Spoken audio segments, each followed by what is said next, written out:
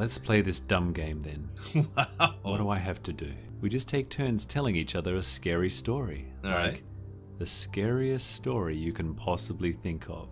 Well, as kids, we did a lot of one-upping each other. When I was a kid, I loved sleepovers. Like, having friends come into my house to spend the night so we can stay up late and eat snacks and play games and, have fun together. Or going to someone else's house. Now, I remember some of the friends that I had, their parents were a little bit weird, and sometimes adjusting to the rules that those parents had made it a little bit different than things that happen at your house. For instance, I had a friend that I used to visit when I was a kid and go and sleep over. His parents gave us a strict bedtime of 9 o'clock. We couldn't stay up past 9 o'clock. And I remember us having little lights in our beds that we can, turn on and whisper to each other and stuff, and trying to sneak messages to one another after lights out, because I was used to going to bed a lot later than that. Then I had some parents that had pools, for instance, which I didn't have as a kid. So going to their house, we got to swim during the day. So it's always a great thing having sleepovers or going to sleepovers, some different experiences to have. But I don't do that no more. As an adult, you kind of just stop doing sleepovers now. And honestly, it's very inconvenient to sleep at other people's houses usually because you're not as comfortable as you are in your own. But I imagine there's some funny stuff that happens on sleepovers and some scary stuff too. We're going to react to a horror story about a sleepover, and it's by Nightmare Tales. Make sure to head on over to their channel and subscribe. Hit the notification bell, guys. And if you like reaction videos, make sure to subscribe to this channel as well. Let's get into the animation. Nightmare Tales, The Sleepover Story. Written by Sam Haysom. George yawned.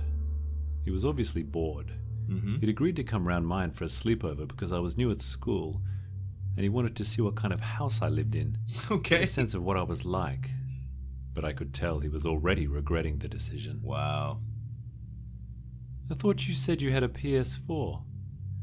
George's eyes flicked around the bedroom, as if he was hoping the console would magically appear from somewhere. Right. We'd been upstairs since dinner. It explored my room. We chatted for a bit, then watched some random shows on Netflix. Okay.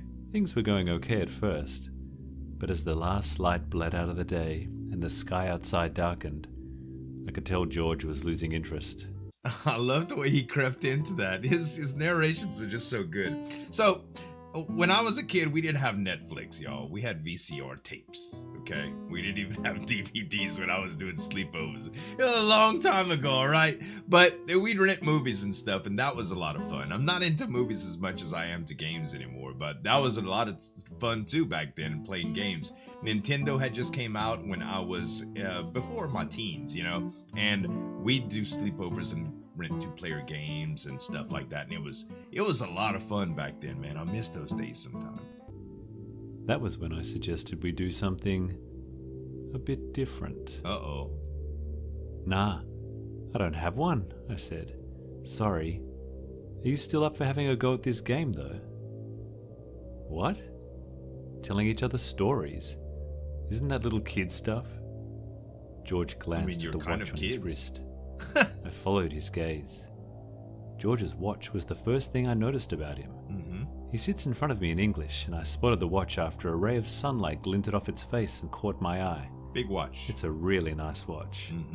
Most of the kids in my year have digital watches, those blocky ones that light up when you press a button on the side. Of course. But George's watch was different, more adult. It was one of the reasons I'd picked George to invite over. Okay. Hey, can I try your watch on? George looked up at me and frowned. What? Your watch. Can I try it on? It's really nice. George stared at me for a second longer. Sorry. I don't let anyone try my watch on. My dad says I'm not allowed. Okay. He glanced around the room once more, his eye going from the door to the dark window. He sighed. Okay, let's play this dumb game then. Wow. What do I have to do? Ignoring the bored look on his face, I smiled. It's really easy. We just take turns telling each other a scary story. All right. The scariest story you can possibly think of. Okay. Then, whoever's is the scariest wins the game. George rolled his eyes. I don't know any scary stories. Besides, I think I might get some sleep soon. I'm pretty tired. Wow. Come on. Just one each. You must know at least one scary story. George is being Everyone a drag. does. Plus, I know loads of good ones. Okay. I watched George's face for a reaction. Unless you're one of those kids that frightens easily, that is. Oh. Then I guess you might not like the game. You gotta taunt him a little bit. It was a risk, but George bid. I'm not scared of anything. I've watched horror films with my big brother that are rated 18. We even found one on YouTube that's been banned, and I still watched it. Oh, gosh. I didn't say anything. I just looked back at George and smiled. Well, as kids, we did a lot of one-upping each other. Well, I can do this, or I've got this better. That was a big thing for kids. We still kind of do that as adults, don't we? But as a kid, it was much more upfront and in your face about it, There's always this challenge. I could do this better, or I'm good at this, And he's playing on the psychology of it. He's a smart kid, man. After a few seconds, he let out another sigh. Fine, let's play a stupid game then. But after you're done failing to scare me, that's it. I'm going to bed. He's gonna scare the hell out of him. Watch. George went first. Okay. His story wasn't bad, in fairness. It was one he said his uncle told him a couple of years back. Okay. Nothing I hadn't heard before. Alright. Basically, there are two kids, and one of them gets hit by a car and dies. After the funeral, the mother gives the surviving kid some money to go get liver from the store. Liver? Something to cook up for dinner. Ugh. Because he's sick in the head, though, the kid pockets the money, digs up his brother, and removes his liver instead. Then, later that night, the dead brother rises from his grave to come and get the kid in his sleep. It's a decent enough story, but I've heard it 100 times already. I never heard that. I didn't let on, though. I made all the right faces and jumped at the right parts. George got quite into it. He gestured his arms and his watch glinted in the light from my bedside lamp. His blonde hair spilled across his forehead. He was so into the story, he didn't seem to notice. Yeah, he's really trying to get him into it. After it was over, he sat back and grinned. I thought you were going to start crying at one point, he said. You might as well give up now anyway. I'm not scared of anything. Nope. I looked across the room at him. The house was quiet now and had been for a few hours. When we'd first come upstairs, there was still noise coming from below. The faint sound of the TV in the lounge, the rattle of plates being put away in the kitchen. And now, there was only silence. Such awesome storytelling elements. See, he's got this little boy right where he wants him, right? I'm just expecting something really, really sinister right here. He started trying to read him. He gets a good read of him and figures that he's proud. So he starts playing on his pride. And now he's into the game. At first, he didn't want to have nothing to do with this stupid game. But now he's into the game. I have a feeling this story is going to be like dead on, man. It's going to shake him. Beyond the bedroom window, tree branches rustled in the wind. The occasional car passed by on the road outside. And that was it. I grinned at George. So, you're not scared of anything at all? Nope. Nothing. All right. Not even stories that are true? Okay. George let out a bark of laughter. Ha! Nice try. Just hurry up and get it over with, will you? I'm already bored. Wow. Okay, fine. My story's about a family, I began. A family that looks normal enough on the outside, but isn't really normal at all. Is it him? George rolled his eyes again. He was starting to annoy me quite a lot by now, but I didn't let on. I just carried on with the story as if I hadn't noticed.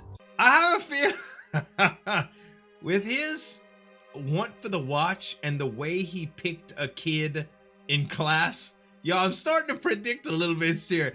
I think he's about to tell a story, a scary story about him and his family. And I think they're about to pick this boy as a victim. This family moves around a lot. They never stay in one place for too long. Mm-hmm. They can't, you see. The family's good at disguising themselves. They're good at hiding their secret. But they still can't go taking risks. Right. If they stayed in one place for more than a week, they might get found out. Someone might discover what they really are. Okay. So, what are they then? George asked. I wanted to tell George not to interrupt, to just sit still and listen to the story, but I bit down the urge. Instead, I just grinned at him. The family are monsters, I said. They're all monsters. They travel from town to town, and they leave a trail of dead kids wherever they go. Wow. I paused, expecting George to interrupt me again, but he didn't. He only stared back at me with a dull, blank expression. The family has a very specific way of doing things, I continued. When they move into a new area, they find a house that's been left unoccupied. Not a completely empty house, just one where the people that normally live there are off on holiday or something. Wow. One that'll be empty for a week or two. Okay. The family doesn't need long. A couple of weeks suits them just fine. So, they break into this house, and then they go about setting the trap. It's their own kid they use. They send him off to make friends in the neighborhood, round the nearby parks, maybe off to the local school under a fake name. Invite him to Tell him sleep to get over. to know the other kids. The family is hungry by this point. Oh no. Really, badly hungry. Oh god. But they don't do anything just yet. They've learned to be patient. Mm-hmm. I paused and took a breath. This was a story I'd told before, Yeah? but I found I liked it more and more with each retelling. Oh my The god. trick was not to rush, though. You had to savor it. I'd opened the bedroom window when we first came upstairs, and now a draft of cold air blew in. It ruffled the curtains behind George. Tree branches shook in the garden outside, the leaves whispering to each other. George watched me, not saying anything. Uh-huh. I had his attention. Uh-huh. The kid's parents don't have to wait long, I continued. They never do. They've trained the kid well, you see. He's not just a victim in all this. He may only be young, but he knows how the game works. He's a predator. Once the family has been in the area for a little while, a few days, maybe a week at most, the kid makes his choice. He picks a new friend to invite back to their house. Mm-hmm. One with a nice Parents watch. give him an incentive too. He's still too young to share the tastes they have. They tell him that's something he'll only acquire when he gets older. Oh. But he still gets something out of it. They're cannibals. What does he get out of it? George's eyes were fixed on mine as his knees began to fidget. He gets the other kids' stuff, I replied. Whoever he picks, he gets to keep all their belongings after his parents are finished with them. Somewhere in the house below us, a door slammed. George's eyes flicked away from mine towards the bedroom door, then back again. I smiled at him. So, George kept his eyes on me as he tried to formulate the question. Uh-huh. So, what exactly do the parents do with the kids they take? Oh, they eat them, I replied. They eat their insides. They tear the kids open while they're still screaming. Wow. And they pull out their guts and intestines by the handful. Wolf everything down until there's nothing left but a husk. I grinned. Wow. Somewhere below us, a floorboard creaked. The sound was faint and muffled, and I don't think George heard it. Can you imagine what someone looks like when they've had everything inside them removed? Wow. They hardly even look like a person at all. This is It's so like the creepy, stuff a dude. snake leaves behind when it sheds its skin. The glow from the bedside lamp made George's skin look pale.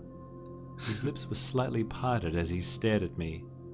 But how do they get away with it, he asked. Don't the parents of the kids that get taken come looking for them the next day? When their kids don't show up back home? They already gone, though. I grinned back at George. I'd been hoping he'd ask this. Oh, the family's long gone by that point, I said. They vanish like shadows in the night.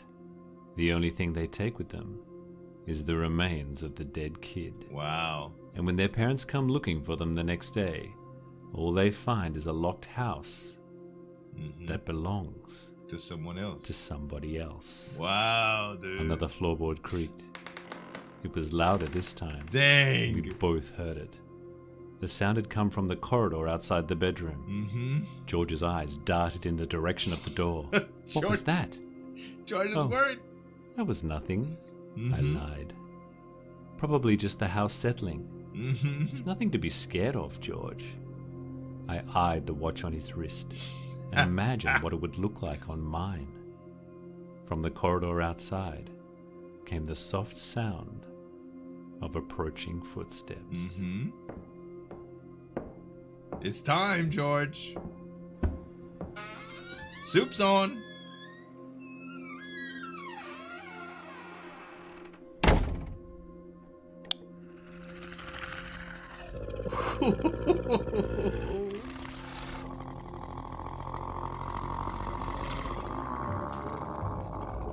Wow, the monster growls are real, dude. Oh, that was so good. That was such a great story, man.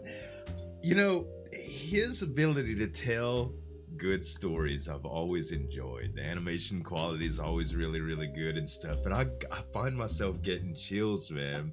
It's so good, y'all. Nightmare Tales. Make sure to check them out, guys. The link is going to be right here. And a couple other videos that I reacted to from him here. Check him out. Thanks so much for watching. As always, this is Zueljin signing off. And we'll see you next time. Break it down.